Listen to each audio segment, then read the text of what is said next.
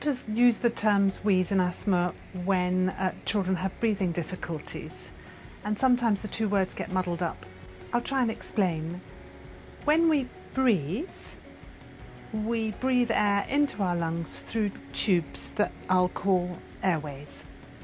If those airways get irritated, then they get tighter or narrow, and that makes it difficult to breathe. And those airways can get irritated from dust or pollution, or sometimes simple colds. If a doctor listens with a stethoscope, sometimes we hear a wheeze, a little musical sound when we're listening to a child who has tight airways. We call that wheeze, but sometimes parents, when they're listening to their children breathing, can hear a noise too, and sometimes that's wheeze and sometimes it isn't.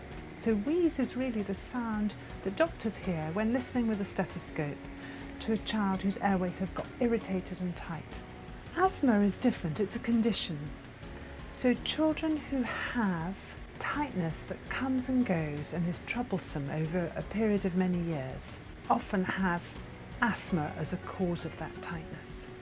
It becomes easier to know whether it's asthma as the child gets older, partly because of the pattern of health problems that the child's been having, and partly because as children get older it's easier to do more formal tests to look for asthma.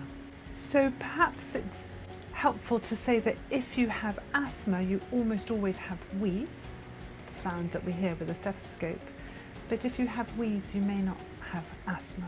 In both cases, both wheeze and asthma are almost always helped by one of those blue inhalers or puffers, and I think that's probably why sometimes we muddle up the two terms, but I hope that explanation has helped.